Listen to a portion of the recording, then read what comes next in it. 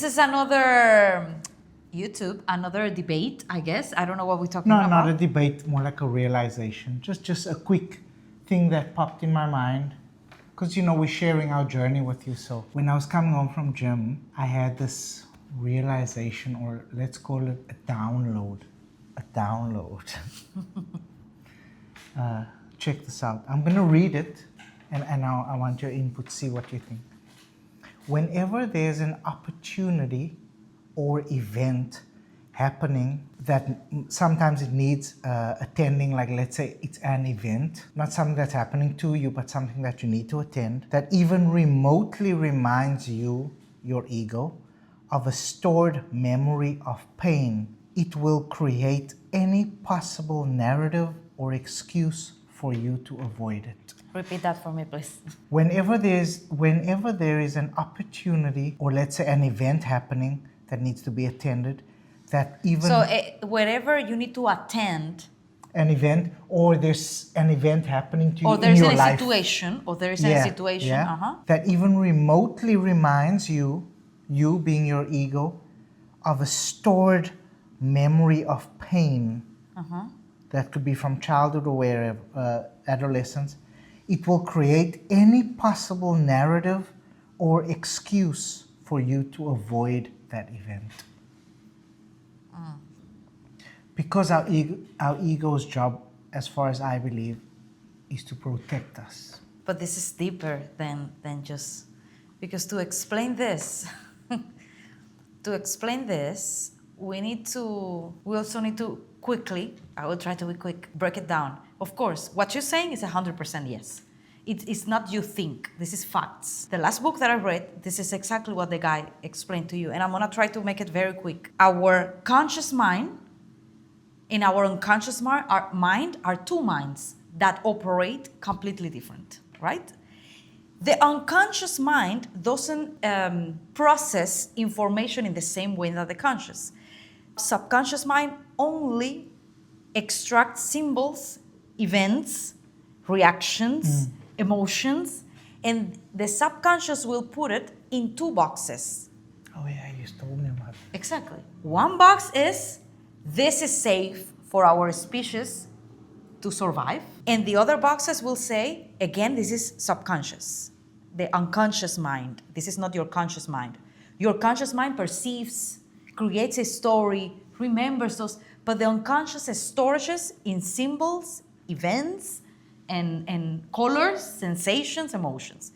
So one box is, you are safe, the species is safe. The other box there says, I'm in danger. Of course, the ego is a way of protecting you not to die. This is that's the response. So this is the reason why this guy mentioned in the book, if you run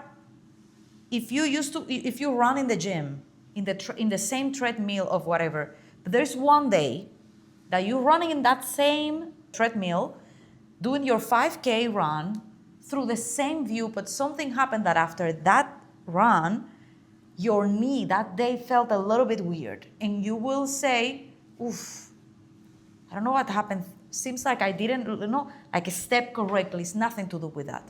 Somehow your subconscious was in alertness because something as simple as a color, someone that passed who was running next to you that might have the same dressing patterns of an event that we don't even remember of our childhood, will trigger the unconscious to be just in alertness and will send a symptom in a form of a little discomfort here, more sneezing after the gym, where you're like, again, I'm not creating this. This is in books, it's bibliography, it's recent books. So of course, makes total sense.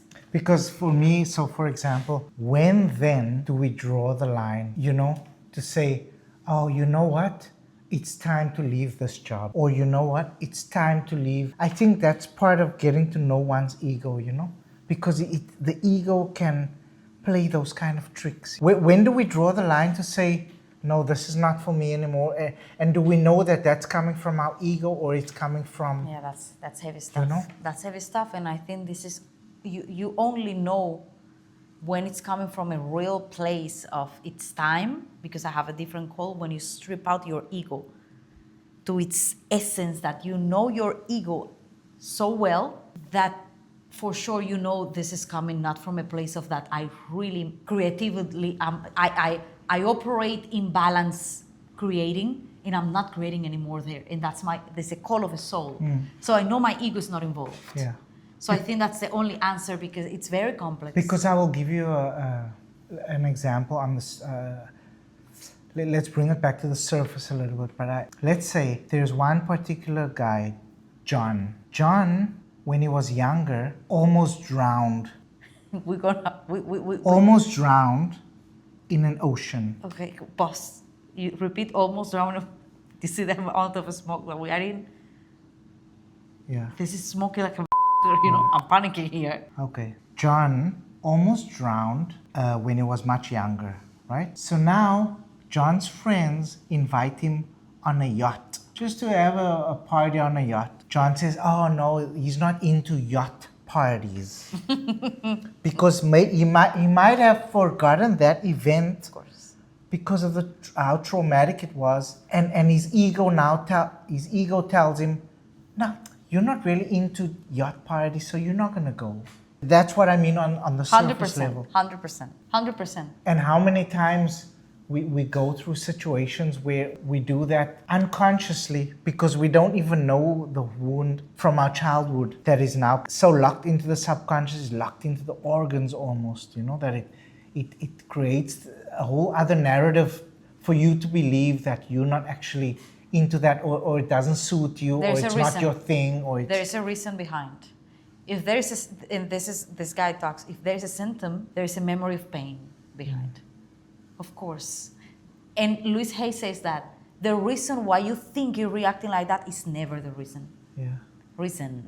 It's never the reason. So what you're saying is 100% yes. The actual reason why you think we might not want to go to that event is not the actual reason. There is a memory there that is similar to some kind of trauma trigger, painful memory that makes, as a protective matter, we have an alarm for cooking. Should I? Put it off, because this is... So what I was saying is, because we got an alarm, is that the reason why we might feel, oh, we don't want to go to that place, we won't feel good, is not that simple. It's a way of our bodies to send that signal, don't go there, it's not safe. Because already, even from knowing a little bit of details of this event, of those situations, your brain creates similarities. It creates a similar scenario. This might happen. Yes. That same thing that happened. Exactly. Nighttime with symbols, because this is how unconscious works. With symbols, nighttime, personalities that you kind of know. There is a memory that is painful memory when you were not in the box of being safe. That is similar to what that could be. So it sends an alarm to protect you and say, don't go there. We name it trigger, we name it, it's the ego or not. At the end of the day, the ego is something that we need to learn also how to integrate. It's protecting us at the end of the day. But imagine how beautiful it will be if we are able to really decodify all those things and just go there, and that's it, And even just to understand, I think essentially the key is to understand if you're avoiding that situation or that event out of fear or not out of fear. Because there's a difference. There's a big difference. If you're really honest with yourself and you sit down and you really ask yourself, you will intuitively feel what the reason is. If it's out of fear, I feel like we feel fear here. Yeah. For me at least, I feel it in my gut. I feel that feeling in my gut. And I think that is very important to establish, to see if it's out of fear or uninterested. But imagine how liberating will be, because remember, not going to that place or not facing that situation and avoiding it out of protection, it doesn't mean you healing. It doesn't mean you healing that. It means you will spend your whole lifetime avoiding similar situations. Wow. But can you imagine how liberating if you are able to just say, oh, I know why that doesn't feel okay. For example, some people that I know, the ocean, it creates a very uncomfortable feeling for them. The immensity of an ocean creates a feeling that they cannot, so they don't feel comfortable. So imagine dealing that your whole life. It's very liberating if you understand it's safe. I maybe don't have access to that memory that created this, because as far as I remember, no one put me in the ocean. I was dying, but there's something. I don't have access and I cannot dedicate the time. But you know what? It's safe. I have a very good example of it. When I go to a very new place and there's new people around that I've never met before, Yeah. it makes me feel very uncomfortable. Yeah. It takes a moment for me to meet Adjust. the people and feel the energy and see. Eventually my mind realizes that it is safe and it's okay. Yeah. Eventually to unlock the reason behind that, or not even unlock, but understand that I'm safe. Exactly, because sometimes also there are people that don't want to dedicate to understand all the past and all the things, Sometimes it's just seeing it from a different perspective. I know something here disintegrates me, or I need time to adjust in this situation, but I don't want to carry on that my whole life. I want to feel safe in the immensity of the ocean. So let me throw myself there and see how I can integrate that and feel safe. Because if not, we will be avoiding all of that our whole life. Yeah. And everything needs to be adjustable to those things. There is not only one, because if it was one, but there are many. There are many. Even when you eventually understand that, okay, this event is now my ego creating the fear, right? My ego creating this narrative that is not true. Because it doesn't feel safe. Yeah, because it doesn't feel safe. I now need the tool belt to help to integrate that part of my ego to say, okay, we are gonna make you feel safe in that event, or in that, I have a simpler way. in the aspect of that. Yes, but I have a simpler way to put in simple words. You can remind yourself, you think, without even knowing, you think it's not safe to go there because something is similar to what you think you will experience there. You have experienced something similar where you were not safe, but this time you're safe. What situation might not feel you, objectively speaking, safe in a place like that, For example, again, I'm gonna just go to the beach to create so people don't think it's an event or something, If the beach is a trigger for me, because the immensity of the ocean, it creates like I don't have control, and I'm someone that controls. Instead of like the tools, I have tools, integrate my ego. There are people also that, I know people who will see it only if they are interested in these talks, but if it happened that by coincidence, you watching this video and are not even familiar with ego stuff, To make it even very simple, it's like, you know what? I'm gonna sit in the, you call shore? Sure. I'm gonna sit in the shore and I'm gonna put my foot slowly to touch that ocean. Just my toes, yeah. Just my toes, to see that I control how that immensity that overwhelms me actually touches me, I can go slowly and I don't need to swim fully. I can just go and touch the toes. It's safe. So your brain starts having a different relationship with that. And as your brain created a box where beach, ocean, blue sky is not safe, as soon as you put the toes and you experience grounding, it will say, oh, but beach is grounding, and we put it in safe. So you can live your whole life without avoiding whatever is water. You understand what I mean? Yeah. And I don't think sometimes, I think it's simpler if we, it's simpler if we don't try to understand the ego, Because it's very complex. And everything that is not light and that is not love, it's ego.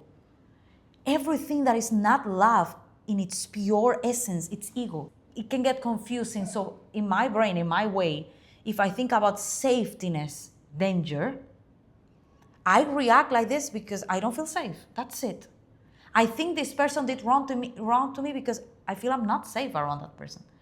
So if I meet more people like that, I will still feel this. So I will spend whatever years I have left avoiding people like that until I integrate the ego. No, let me slowly, without even knowing the trauma, I don't care what the trauma is, I'm not gonna go back to it.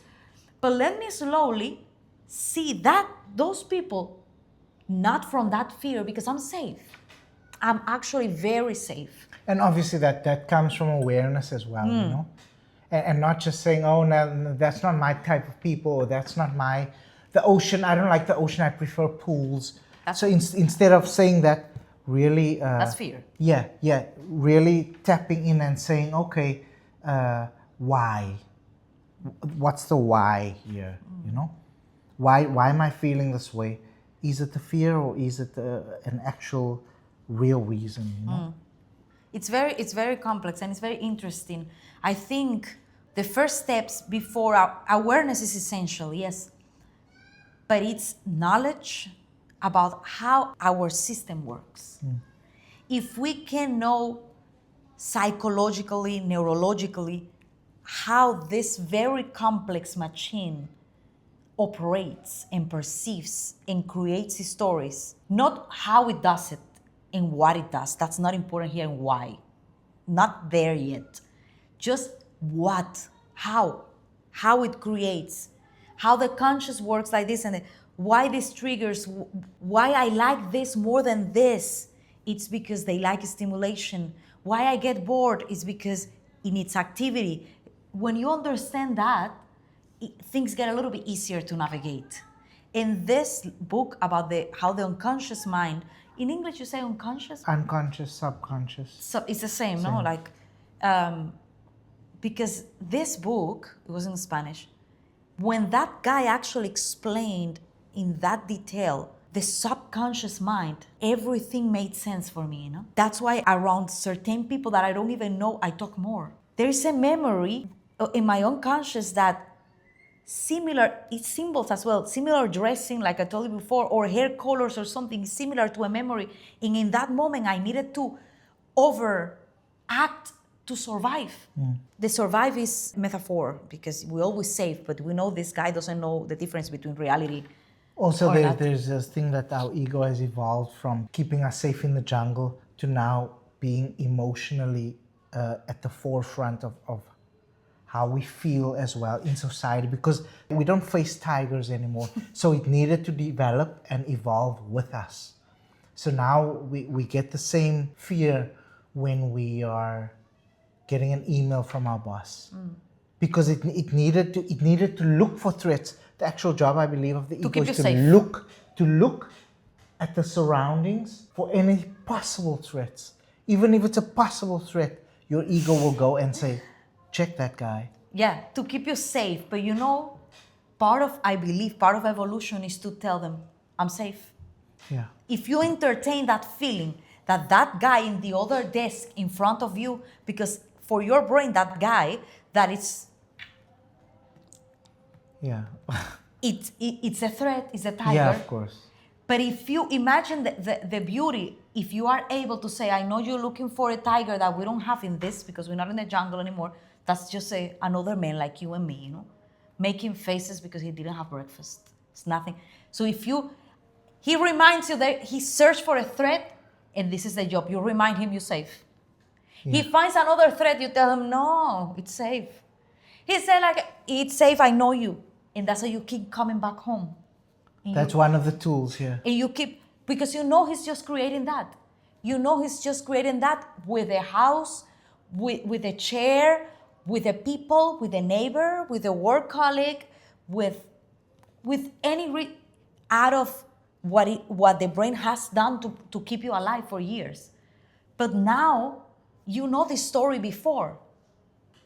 They needed that because they actually were in the jungle. You're not in the jungle anymore. We get stressed being in the car because the car in front of us is not leaving as soon in the same second that the green light turns. Very common area. Brother, but our brain will react because it's in a jungle. It doesn't know the difference. Yeah. But imagine how beautiful if we keep, we have a beautiful word in Spanish called domesticar. domesticated. It's come from a book called El Principito. The Princess. It's a book that everyone reads when they're kids. Principle. No, the prince, El Principito, the little prince. Okay. You can train him to say, I know part of your nature, it's finding threats. Okay, part of my new nature, evolved human being is, I remind you, you're safe here. And I will let you know when that threat is real and I really will need that adrenaline, that dopamine. I will for sure stay there. But I think it's our job as evolved creatures to know, okay, I felt, no, we're at a traffic light. That event, no, it's a bunch of people dancing.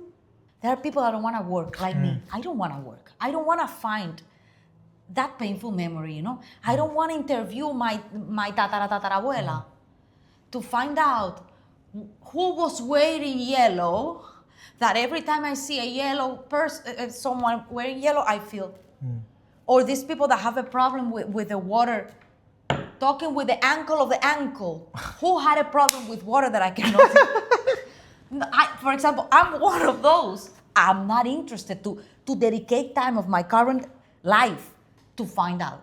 So for me, instead of ego, for me, it's simpler. This doesn't make me feel safe. This is how I want to call it. This doesn't make me feel safe. And somehow, these things, I'm okay. But this doesn't make me feel safe.